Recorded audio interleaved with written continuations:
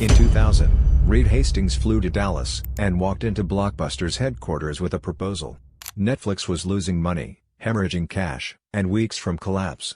Hastings offered to sell the entire company for $50 million. Blockbuster's CEO, John Antioco, listened to the pitch, then laughed. His executives laughed with him. Hastings and his co-founder, Mark Randolph, flew home empty-handed. 10 years later, Blockbuster filed for bankruptcy, with $1 billion in debt. Netflix, that same year, was worth $13 billion. Today, Netflix is worth $280 billion. The man who laughed at Reed Hastings, in Dallas conference room, cost Blockbuster everything. One meeting. One laugh. The most expensive moment of arrogance in entertainment history. Reed Hastings did not start Netflix because he loved movies. He started it because Blockbuster charged him a $40 late fee on Apollo 13 in 1997. And he was too embarrassed to tell his wife about that. He drove home, thought about it, then thought about how gyms worked. You paid a flat monthly membership and used the equipment as much as you wanted. No per visit fees. No penalties. What if movies worked the same way? Hastings was not a Hollywood insider. He was a software engineer who had sold his previous company, Puratria, for $700 million in 1997. He had money, an engineering mindset, and a problem he wanted to solve. He called Mark Randolph, a marketing executive he had worked with previously. The two of them tested the concept by mailing a DVD in a plain envelope to Randolph's home address. They wanted to know if a disc could survive the postal system without breaking.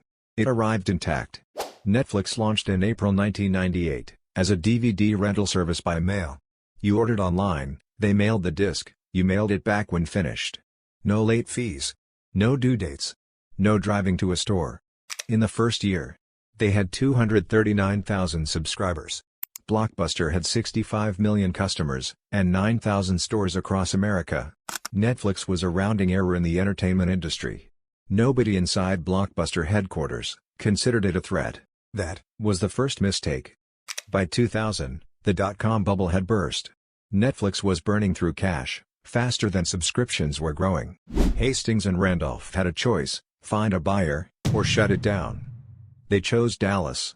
Hastings prepared the pitch carefully. His argument was logical. Blockbuster had the brand, the customer relationships, and the retail infrastructure. Netflix had the technology and the online platform. Together, they could own the future of home entertainment. The asking price was $50 million. John Antioco had built Blockbuster into a genuine empire. Revenue of $6 billion. Stores in every American city. He had seen competitors come and go. He looked at Netflix, a money-losing DVD mail service with fewer than 300,000 subscribers, and made a calculation. He passed. His executives reportedly found the pitch amusing. The idea that a DVD by mail startup could threaten a company with 9,000 physical locations was, to them, not a serious proposition. Hastings flew home, regrouped, cut staff, restructured costs, and kept building. 2 years later, Netflix introduced its subscription model. Unlimited DVDs, by mail for a flat monthly fee. No late fees. No due dates. The single feature that Blockbuster's entire business model depended on, late fees, which generated $800 million per year in revenue, Netflix had just made irrelevant. Blockbuster's leadership understood by 2003 that Netflix was no longer a joke. Late fee revenue was declining. Subscriber numbers at Netflix were accelerating. The threat was real. In 2004, Blockbuster hired a new executive, Jim Keyes, and launched Blockbuster Online, their own DVD by mail service. It was well designed, competitively priced, and arrived 4 years too late. Netflix had 2 million subscribers by then. Blockbuster was playing catch-up on a product they had been offered for $50 million in 2000. The deeper problem was structural. Blockbuster's 9,000 stores were not an asset anymore. They were a liability. Each store had a lease, staff, utilities, and inventory costs. Netflix had warehouses and a website. As the internet grew, Netflix's cost advantage compounded. Every dollar Blockbuster spent maintaining its physical network was a dollar Netflix didn't have to spend. In 2005, activist investor Carl Icahn took a significant stake in Blockbuster and immediately began pressuring the board to cut costs. He targeted Blockbuster Online, specifically, arguing the company should not be spending money competing with Netflix in a market Netflix already owned. The internal war between the physical store model and the online model paralyzed decision-making at exactly the moment speed was critical. By 2007, Netflix had 7 million subscribers. Blockbuster had $1 billion in debt, and was closing stores every quarter. Hastings had known since 2000 that DVD mail was a bridge, not a destination. In 2007, Netflix launched its streaming service. For the same monthly subscription price, subscribers could now watch movies and TV shows instantly on their computer. No disc. No wait. No return. The technology was not perfect. The content library was thin, mostly older titles the major studios were willing to license cheaply. But the concept was undeniable. The future of home entertainment was streaming. And Netflix had just stepped into it 3 years before any competitor understood what was happening. In 2008, Netflix signed deals with major studios to expand its streaming library. In 2010, it launched on game consoles, PlayStation, and Xbox, putting Netflix in living rooms through devices millions of Americans already owned. In 2011, it launched internationally. Canada first, then Latin America, then Europe. Each expansion looked expensive in the moment. Each one was building a moat that would take competitors a decade to cross. By 2010, Netflix had 20 million subscribers. Blockbuster filed for bankruptcy that same year, with $1 billion in debt, and 9,000 stores, could no longer afford to operate. The company that had laughed at a $50 million acquisition offer was now worth less than zero. Surviving Blockbuster was not enough. By 2011, every major technology and media company had seen what Netflix proved. Streaming was the future. Amazon launched Prime Video.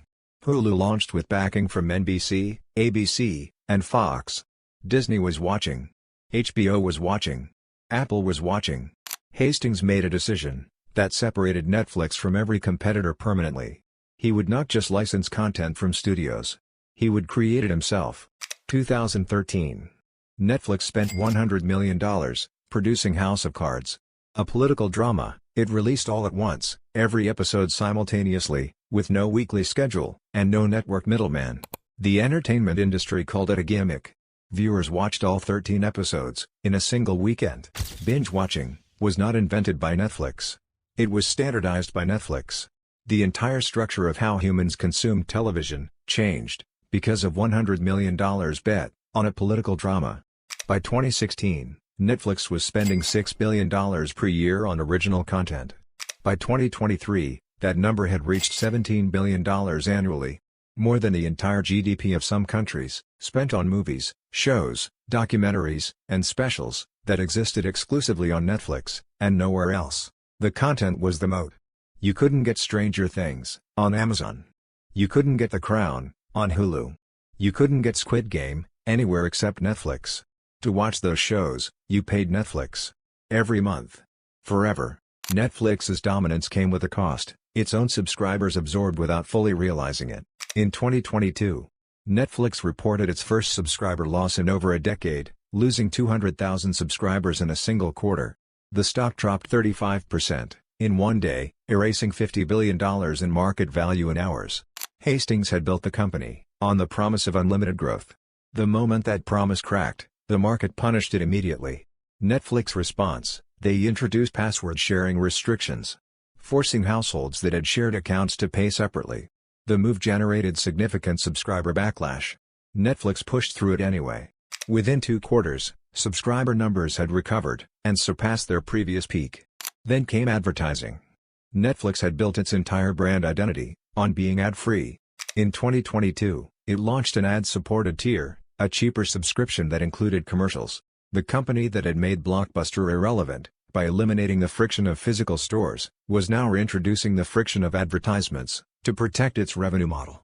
The content spending created a different problem.